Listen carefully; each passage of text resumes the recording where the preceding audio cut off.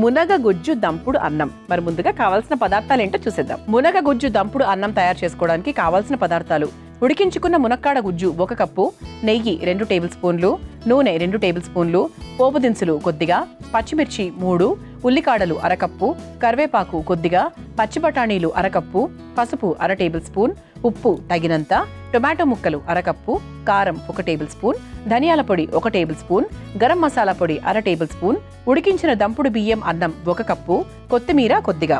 మునగ గుజ్జు దంపుడు అన్నం తయారు చేసుకోవడానికి కావాల్సిన పదార్థాలన్నీ కూడా రెడీగా ఉన్నాయి. ముందుగా ఏం చేయాలంటే, ఇక్కడ మనకు ఈ మునగ గుజ్జు చూసారా, మునక్కాడల్ని చక్కగా ఒక 5 నిమిషాల పాటు ఉప్పు పసుపు వేసి ఉడికించాలి.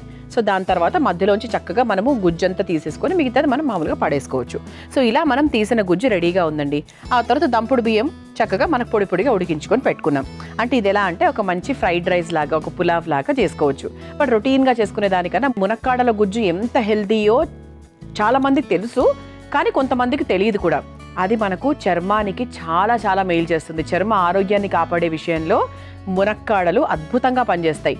అంతేకాకుండా మనకు బేసిక్గా ఇది యాంటీ ఇన్ఫ్లమేటరీ గుణాలు ఇందులో ఎక్కువగా ఉంటాయి. అందుకు మన శరీరంలో వాపులు, ఇన్ఫ్లమేషన్స్ చాలా, ప్రతి మనిషికి ఏదో ఒక రకమైన ఇన్ఫ్లమేషన్ ఉండొచ్చు. సో ఆ ఇన్ఫ్లమేషన్స్ తగ్గడానికి న్యాచురల్గా మన ఫుడ్డే మనకు హెల్ప్ చేస్తూ ఉంటుంది. సో అందుకే ఒకరోజు ఒకలాగా ఉంటుంది, ఒకరోజు ఇంకోలా ఉంటుంది. మనకు బాడీలో ఒక యాక్టివ్నెస్ కానీ ఆటోమేటిక్గా హీల్ అయిపోతూ ఉంటుంది అనమాట. ఎందుకంటే మనం తీసుకునే ఫుడ్ వల్ల. సో అందుకు మునక్కాడలు మనకు యాంటీ ఇన్ఫ్లమేటరీగా పనిచేసి మనకు చక్కగా ఈ వాపులు, తర్వాత ఇన్ఫెక్షన్స్ ఇవన్నీ కూడా చాలా వరకు తగ్గిస్తుంది. ఇంకా తద్వారా ఏంటి అంటే మనకు బేసిక్గా గుండె ఆరోగ్యానికి చాలా మంచిది. మధుమేహంతో ఇబ్బంది పడుతున్న వారికి కూడా చాలా బాగా హెల్ప్ చేస్తుంది. అసలు ఎక్కువ క్యాలరీస్ ఉండవు, హాయిగా రుచికరంగా ఉంటుంది, జీర్ణక్రియకు కూడా చాలా చాలా మంచిది. ఫస్ట్ మనం ఏం చేద్దామంటే స్టవ్ వెలిగించేసుకుందాం. మన అమృతంలో మనము వైట్ రైస్ వాడము, అందుకు దంపుడు బియ్యం వాడుతున్నాం. ఒకవేళ మీ ఇంట్లో మామూలుగా వైట్ రైస్ చేసుకునే వాళ్ళ ఇంట్లో మిగులుతూ ఉంటుంది కదా, అలాంటప్పుడు మాత్రం ఇలా చేసుకోవడం మాత్రం అస్సలు మర్చిపోకండి. సో ఫస్ట్ నెయ్యితో మొదలు పెట్టేస్తున్నాను. నెయ్యి అలాగే కాస్త నూనె కూడా వేస్తాను.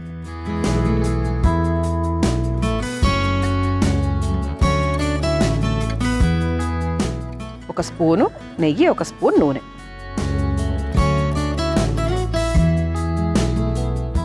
ఇది కొంచెం మనకు లైట్గా వేడెక్కిన తర్వాత ఇంకా మనకు కావాల్సినవన్నీ కూడా వేసుకుంటూ వెళ్ళిపోవచ్చు అనమాట. సో దీనికి మనకు పచ్చి బఠానీలు తీసుకున్నాము, ఉడికించిన పచ్చి బఠానీలు, ఆ తర్వాత టొమాటో ముక్కలు, అంతే. సో కొత్తగా మనం ఎక్స్ట్రాగా ఏం వేయట్లేదు. ఒకవేళ మీరు ఇందులో యాడ్ ఆన్ చేసుకోవాలి అనుకుంటే కూడా చేసుకోవచ్చు. కానీ ఇక్కడ మనం మెయిన్గా ఏం తీసుకుంటాము, ఈ మునక్కాడ గుజ్జు అనేది మనకు మెయిన్. సో అందుకేంటి అంటే వేరే వాటితో మనం మిక్స్ చేసి దాన్ని ఏమి అటు ఇటుగా చేయట్లేదు. సో ఇది గుజ్జుతో మాత్రమే మనం ముఖ్యంగా ఆ టేస్ట్ని ఎన్హాన్స్ చేసే విధంగా ప్రయత్నిస్తున్నాం అనమాట. సో నూనె కూడా వేడెక్కింది. ఇక మనం పోపు వేసేసుకుందాం. పోపు దినుసులు, ఇక పోపు దినుసులు అన్నీ ఉన్నాయి మీకు తెలుసు.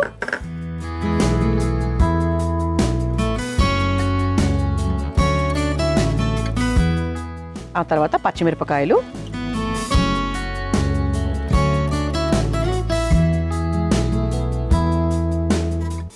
ఆ తర్వాత సన్నగా తరుక్కున్న ఉల్లికాడలు. మీరు ఇంట్లో ఉల్లిపాయ ముక్కలు వేసేసుకోవచ్చు, అందరి ఇళ్లలో ఉల్లిపాయలు ఉంటాయి కాబట్టి ఉల్లిపాయలు వేసుకోవచ్చు. మేము అమృతంలో ఉల్లికాడలు వేస్తాము.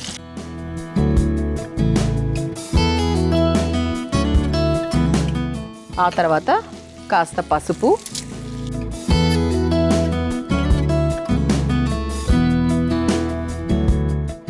ఆ తర్వాత కరివేపాకు. ఇప్పుడు కరివేపాకు నేను ఇలా వేగేటప్పుడే వేసేస్తాను, అంటే మనకు నూనెలో అలా వేగుతుంది కదా, సో బాగుంటుంది. చివరిలో వేస్తే ఏదో నాకు కొంచెం పచ్చి పచ్చిగా అలా ఏదో అలా అనిపిస్తుందండి.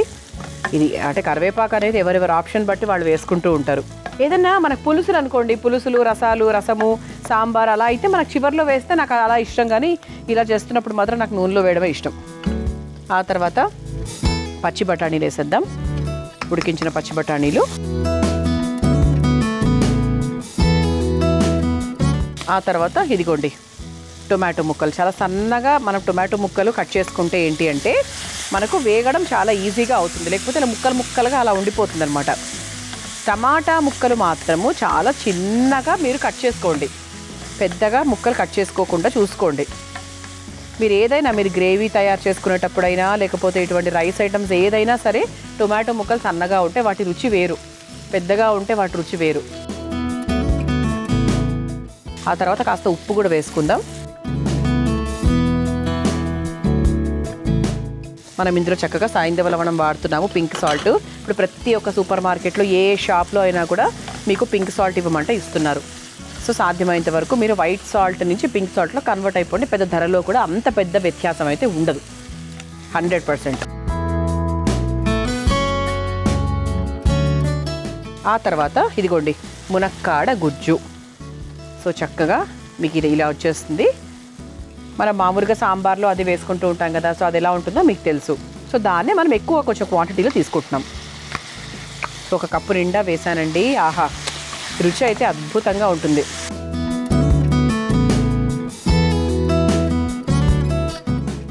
ఇది కొంచెం ఫ్రై అవ్వనివ్వాలండి, ఎందుకంటే దీంట్లో ఉండే తేమ అది కూడా కొంచెం మనకు పోవాలి. అలాగే కొంచెం దీంతో పాటు అంటే మనం వేసిన పచ్చిబఠాణీలు, టొమాటోలు, ఆ రుచి అంతా కూడా దీనికి పట్టారు కదా. 1 మినిట్ ఇలా మనము వేయించేసుకుంటే ఆ తర్వాత దంపుడు బియ్యం వేసుకోవచ్చు.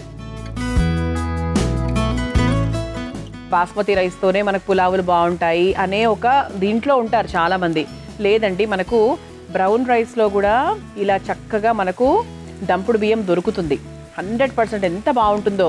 కాకపోతే నానబెట్టాలి ఎప్పుడు కూడా బ్రౌన్ రైస్ దంపుడు బియ్యాన్ని ఏంటి అంటే నానబెట్టాలి. నానబెడితేనే ప్రాపర్గా ఉడుకుతుంది. లేకపోతే మనకు అదొక పెద్ద టెన్షన్ లాగా అయిపోతుంది. ఉడకదండి, సరిగ్గా ఉడకదు. అలా ఉడకకుండా తినడం వల్ల వేరే ప్రాబ్లమ్స్ వస్తాయి. సో అందుకు ప్రాపర్గా ఎప్పుడు కూడా దంపుడు బియ్యాన్ని మనము నానబెట్టాలి. నానబెట్టి ఆ తర్వాత ఉడికించాలి. సో దీంట్లో కూడా మనకు బాస్మతి ఉంటుంది కాబట్టి ముఖ్యంగా ఇటువంటి రైస్ ఐటమ్స్కి ఇదిగోండి ఎంత బాగా ఉడికించి చూసారా. సో ప్రాపర్గా ఉడికిందనమాట ఇక్కడ. సో మనకు చక్కగా చూసారా, ఇగో ఇలా మంచిగా ఇలా మ్యాష్ కూడా అయిపోతుంది. అట్ ద సేమ్ టైం మనకు ఎంత పొడితనం కావాలో అంత పొడితనం కూడా ఉంది. సో మీరు ఈసారి ట్రై చేయండి, ఓకే. సో ఇప్పుడు దీంట్లో మనము కావాల్సిన పొళ్ళు కొన్ని వేసుకుందాము. పచ్చిమిరపకాయలు వేసాం కాబట్టి దానికి తగ్గట్టుగా కారం కూడా వేసుకుందాం. ఒరిజినల్ కారం కూడా దొరకడం కొంచెం కష్టమైపోయిందండి. సో కొంతమంది ఏంటి అంటే కొన్ని వాళ్ళ ఊర్లలోంచి కొన్ని కారాలు తెచ్చుకుంటూ ఉంటారు. సో అలా ఆప్షన్ ఉంటే మీరు తప్పకుండా ఆప్షన్ తీసుకోండి. ఆ తర్వాత కాస్త ధనియాల పొడి, ఆ తర్వాత కాస్త జీలకర్ర పొడి,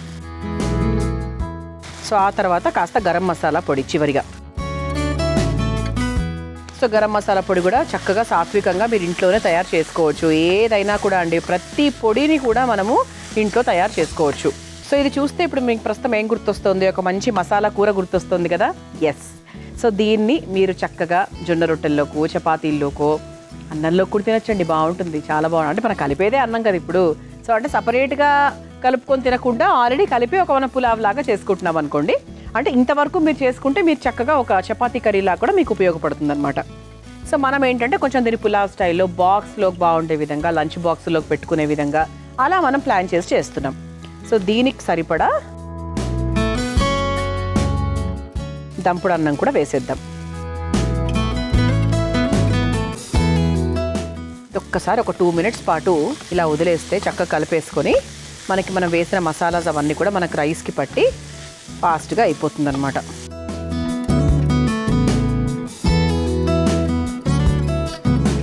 చక్కగా మనము దంపుడన్నం వేసేసుకున్నాం కదా, ఇది ఒక 2 నిమిషాల పాటు ఇలా వదిలేద్దామండి. చక్కగా మునక్కాడల గుజ్జు వేసేసుకున్నాము, కావాల్సిన మసాలా పొళ్ళన్నీ వేసేసుకున్నాము, చక్కగా దంపుడన్నం కూడా వేసేసుకున్నాము.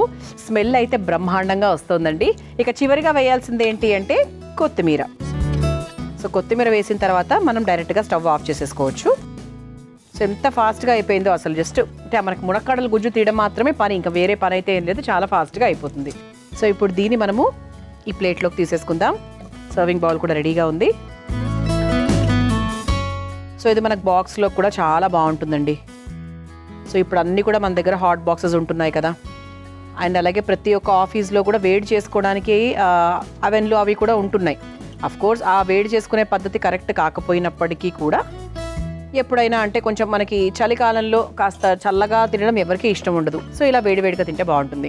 అండ్ ముఖ్యంగా ఇంత టేస్టీ మునగ గుజ్జు దంపుడు అన్నం తింటే ఇంకా బాగుంటుంది. బట్ దీన్ని మీరు తయారు చేసుకోవాలనుకుంటే కావాల్సిన పదార్థాలు, తయారు చేసుకునే విధానం మరొకసారి చూసేయండి. మునగ గుజ్జు దంపుడు అన్నం తయారు చేసుకోవడానికి కావాల్సిన పదార్థాలు: ఉడికించుకున్న మునక్కాడ గుజ్జు 1 కప్పు, నెయ్యి 2 టేబుల్ స్పూన్లు, నూనె 2 టేబుల్ స్పూన్లు, పోపు దినుసులు కొద్దిగా, పచ్చిమిర్చి 3, ఉల్లికాడలు 1/2 కప్పు, కరివేపాకు కొద్దిగా, పచ్చి బఠానీలు అరకప్పు, పసుపు అర టేబుల్ స్పూన్, ఉప్పు తగినంత, టొమాటో ముక్కలు అరకప్పు, కారం 1 టేబుల్ స్పూన్, ధనియాల పొడి 1 టేబుల్ స్పూన్, గరం మసాలా పొడి అర టేబుల్ స్పూన్, ఉడికించిన దంపుడు బియ్యం అన్నం 1 కప్పు, కొత్తిమీర కొద్దిగా. మునగ గుజ్జు దంపుడు అన్నం తయారు చేసుకునే విధానం. ముందుగా స్టవ్ వెలిగించి బాండీలో నెయ్యి, నూనె వేసి వేడయ్యాక అందులో పోపు దినుసులు, పచ్చిమిర్చి, ఉల్లికాడలు, పసుపు, కరివేపాకు, పచ్చి బఠానీలు వేసి వేగాక అందులో టొమాటో ముక్కలు, పింక్ సాల్ట్, మునక్కాడ గుజ్జు, కారం, ధనియాల పొడి, గరం మసాలా పొడి, ఉడికించుకున్న దంపుడు అన్నం వేసి కలిపి 2 నిమిషాల పాటు మగ్గించుకొని చివరిగా కొత్తిమీరను వేసి కలిపి ఒక సర్వింగ్ ప్లేట్లోకి తీసుకొని సర్వ్ చేసుకుంటే మునగ గుజ్జు దంపుడు అన్నం రెడీ.